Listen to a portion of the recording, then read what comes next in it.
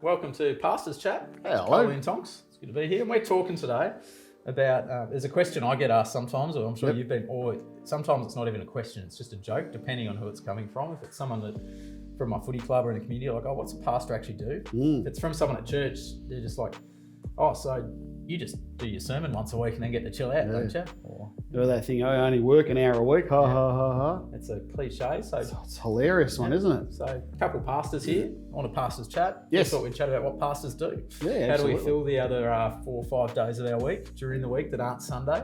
Yeah. Obviously we have days off, so like we won't talk about what we do on Saturday, but what do we do when we're at work? And do we just spend 5 days preparing sermons? Well, I'd say that's the cliche, and people do sort of get that bit of an idea. So, but I think most people would know there's, we work pretty hard and sometimes very, very long hours, and there's a lot of things that we might reveal to other people. Like, oh, I had absolutely no idea that's what a pastor does. So. Exactly. So I thought it'd be a great time to chat about that sort of stuff. So, yeah. Well, I suppose we could start with just the things that is often known about ministers doing. Preaching, teaching, running services, the Sunday services, hospital visits, weddings, funerals. That's right. If you Basic stuff. you jump on Google and do a bit of a what does a pastor do? Yep. They're the kind of things that would come up. Maybe administration. So they are big parts of jobs. Perhaps some more what I would do more. So the funerals, that sort of thing. But you probably surpassed me in the last couple of years in weddings. Weddings I probably have. Working with young adults, you'll get Just the nature of your specific age. The young adults. So weddings do become a big part of it. There's a bit of work that goes in. Even preaching, it's not just the hour you see on a Sunday. There's a lot of work beneath that. And maybe that's a place to start. There is that sermon preparation. We're probably aware of some ministers that do tend to just get up and go by the seat of their pants, but I don't think I want to sit through their stuff on a regular basis. But I think we are both fairly committed to making sure that what we present on Sunday is a high quality, accurate, and well researched and well prepared. That's right. People ask me a bit at church actually, how long does it take to do a sermon? And it's sort of like how long is a piece of string, depending on the topic and all that. But I don't know, maybe around 20 hours I reckon I come back to when I think about it. I remember through Bible college that they would actually talk to us about sermon prep. Proper sermon prep would roughly work out to be an hour of preparation for every minute of the sermon. And so if we sit on about that 20 to 25 minute mark, try and be a little bit briefer online. Yeah, definitely. So 20 hours is pretty accurate. Have the concept, just planning. That's typically something you do, but planning what we're going to preach on. What topics, what themes, all of that. And then we've got to birth those ideas and hear from God. And we actually did a whole pastor's chat on that last year that you can go back and look at. But it's a bit of work to it. It's not just the presentation on Sunday. I've been actually, some people might find this quite surprising, but I've actually in the last couple of months now been reading, studying and preparing for next year's sermon themes already. Like we talk about that in our team meetings each week about what we're going to be looking at doing. So here we are still, the very, very beginning of September, already well into preparing for next year, right through the whole year. So 20 hours, hard to cram that into 1 week. So exactly. That's why we need that. So a little bit of a sneak preview. Next year, we're going to be, so you understand where we're coming from with it, we're going to be looking at discipleship for the first couple of months of the year. And then we're going to be getting into the books of Timothy, 1st, 2nd Timothy. Great books. So, there may be changes because obviously with COVID, there might be changes are unexpected, but that's, we're starting to prepare already into next year. So we don't wake up on a Sunday morning and go, what will I preach about today? That's it. But we drink a lot of coffee too, don't we? Just sit around drinking coffee all week when it's not time. Cheers. Another bit of a cliche, but there's reasons for that, isn't there? Yeah, exactly. It used to be a bit of a thing years and years ago that the pastor would do home visits. And that's changed a lot. These days, the home, I think it's a far more of a private sort of place these days. And particularly when it comes to, for us as men, talking with, discipling, meeting with women, it's very important that we do that in an appropriate way. So coffee shops almost becoming the pastoral care place. That's why we use them. The place to meet, the place to chat, the place to sort of really go deep even at times with people. It's a term you don't hear outside the church often, and even some people don't know it well. What do you describe as pastoral care? Yeah, I know. Yeah, well, we're just trying to care for the individual, care for the family. And that might cover something like just simply catching up with someone who's been absent for a while. It might be that someone has a specific need, like a counselling situation where we go through a bit of a rough patch, personally, emotionally, within their marriage. It might just be someone wants to talk a little bit further about an issue that they're facing. What does the Bible have to say about this particular matter? So it's a very, very broad term, but in many ways just caring for that person. That's right. Trying to help them come out the other side a better person, maybe more inviting connected them with the for Lord. a meal or a coffee makes it a bit better than, do you want to sit down for some pastoral care? Exactly. Makes it a lot easier. And people don't understand. I was sitting in Mokameka one day down on 8th Street, this is quite a few years ago, and chatting with someone who was going through a fairly major matter within a marriage. And we were getting into some fairly deep sort of conversation, and it was going quite well. But then someone from the church came up behind me and sort of gives me this big whack on the back and go, "Oh, it'd be good to be able to sit around drinking coffee all day, ha ha ha," and then left. And I was quite angry with that kind of thing. The person I was with felt very uncomfortable and quite embarrassed about it. But to their credit, the person that came up to me and whacked me on the back rang me a few hours later. I think they went back to their work and started to think about what was going on, and they said, "Oh, sorry about that, Andrew. Looked like you were actually in a bit of a deep and meaningful conversation there." And I explained what was going on and things like that. And they were a bit embarrassed, but they didn't understand. Just think, we're just there catching up with a friend and having a coffee and just doing minimal work or bludging or whatever. No, it's more than that, so much more. I've actually formed good relationships with cafe owners through having to be there quite a bit, meeting people and all that. And it's been great. Yeah, big part of it. Yep. Yeah.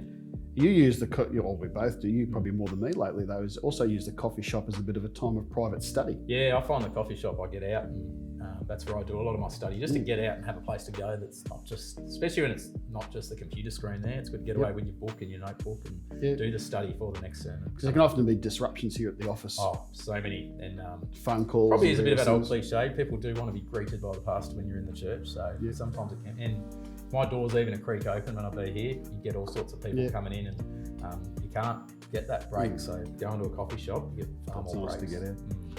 Another things we do that people may never realise is it may not come up in a job description for a minister, but it's things we get involved with fairly regularly. And I jotted down a couple of like cooking meals. Pretty well most Tuesdays I'm in the kitchen for Adventure Club, cooking food for 50 people or so. So that's kids always ministry, young adults. In the kitchen a lot. It's crazy how often you're in the kitchen. Cleaning toilets, mopping floors. That wasn't on the job description when I came to this church. It's crazy. But they're those little things that people may never see, but it's important. Youth group should see the state kids leave the church in most weeks, and cleaning is such a big part of our night at youth group, making sure it's ready for Sunday, ready to look good. Praying for our pastors' prayer partners, praying for the upcoming services, praying for specific needs that people have asked us about. It can take quite a few hours in a week as we get quite committed, as us as ministers, as the pastors of the church, praying for you, praying for our church. We don't just rush through our morning prayer and go and pray for it's dedicated time that we want to give. That's right. Gary Newhoff actually put this challenge out. I always remembered. He said one of the biggest lies a lot of ministers tell people is when they say we're praying for you. And he said because a lot of them don't give that extra time. So I've always been challenged by that. You have to make sure when you say we're praying for you, we're actually praying for you. With integrity about it. Absolutely. Well, we touched on this, the planning and the reading and the studying. We want to make sure we're giving plenty of time for that sort of thing. Lately I've been working on some restructuring of our governance or our leadership structure within the church. And I've spent literally hours and hours just researching and reading and speaking with other ministers about it, and just started to share with yourself and Brendan, our chairman of elders, some of the things that I've been putting together. And that kind of vision casting side of the ministry. Again, a lot of people may not understand what we're doing or why we do it, but it's such a vital part of leading a church. You're building that foundation sets you up so much, and you don't want to just do it quickly. Lots of time. Some of that pastoral care stuff can get interesting. Mowing lawns for someone. Buying groceries for someone. We recently had some family members that went into members of our church that went into the lockdown for a fortnight. Especially when the local exposures. The local exposure sites. Yeah, so you know, going and picking up someone's medication, going picking up a few bags of groceries, click and collect for them. Yeah, particularly people small thing, but big thing for them. Particularly people who don't have family here, extended family Mildura. Your church does become a second family, and we hope we can help look after people in those roles. Yeah. I remember one day, I just hung the clothes on the line for a family in the church. You know, the wife had just had shoulder surgery and couldn't do it, so I went out in the backyard and hung clothes on the line. You know, and this isn't an advertisement though for us to come and do your chores though. No, but when people need that care, they need it. So the little things, but at the time, it can be a huge way of just expressing love and care and that pastoral care to someone. So there's some things that maybe you've never sort of realised that what ministers get involved with. That's right. The admin's a big one. Especially I work with the kids and youth a lot, and the child safe standards we have, now the church safe standards, the OH&S standards. It's very dry, boring work, but it needs a lot of time. We have to make sure that all our volunteers, so any organisation runs volunteers, but which church is one of the biggest, you'll see it relies on volunteers so much. So our safety measures and our child measures and making sure every volunteer is tested and screened and up to training, and training expires, you have to keep on the latest training. Well, since that Royal Commission into working with children and sexual abuse and so on, it's changed the way that churches, any organisation that works with children, but particularly churches, it's changed the way that we do things. So I've had to spend huge parts of, depending on the week, but huge parts of some weeks going through all that, reading the latest stuff and checking which leaders are up to date and which leaders are coming up on expiry and getting new volunteers in there. And it's a lot of work, a lot of admin side to what we do. Now, one thing you do a lot of hours a week that I'm not involved with is this whole video the editing and the online side of things with our services. Very time consuming as well, because there's attention to detail and technology and research and all that has to go into it. And it's a little bit of fun in some ways, but it's a lot of time again to present ways. And now that we're disconnected, churches need to embrace technology so much. So we're trying to put out podcasts, put out YouTube videos and all of that, and that takes time and again that we have to do. Another fun side I get to do, I should say, last week, so we had lockdown. This happens lockdown or no lockdown, but running youth ministries, playing video games with kids is something I get to do as part of my job. So, because kids love to connect, we look for common interests to connect with people so that we can disciple them. And playing video games. When I was a kid, you got to run video games days. And I used to love our video games. Run video games. Maybe get paid for a day in the holidays of sitting and playing video games all day. It's more than just a game, isn't it? Oh, it's so much. It's that connect with the younger generation and things that they're into. And you got to find that medium ground to meet them across sometimes. And kids aren't going to necessarily want to catch up with you at a coffee shop and chat about their lives, but you put a video game there and all of a sudden they won't shut up about it. Well, through the years, we've made some pretty significant connections with young people because of that the aspect of playing 4-player or even 16-player Halo. Back in the day, that grew our youth group, Halo. I think it was great. Even during lockdown, we've just discovered a video game and we got more boys on than we've had during other events, just because we're playing video games with them, but we're chatting the whole time through. So it's been very good. Home life's a huge thing of being a minister. And again, that's something that no one ever really sees. No. But as ministers, as pastors, leaders of the church, we need to make sure that not only are we good preachers, good pastoral carers, good at our administration, doing our preparation, all that kind of stuff, but we've got to be good husbands. We've got to be good fathers. We've got to manage our household well, as the scriptures teach about, responsibilities of key church leaders is to be able to lead well within the home. As it tells us in Timothy and Titus, if we can't manage our households well, how can we ever be then expected or trusted to manage God's church well? So, we need to give time to our wives. So sometimes if we're sitting on the couch binge watching some new Netflix show, that's not just being lazy, being selfish or that is actually an important part of building and maintaining that relationship within our marriage.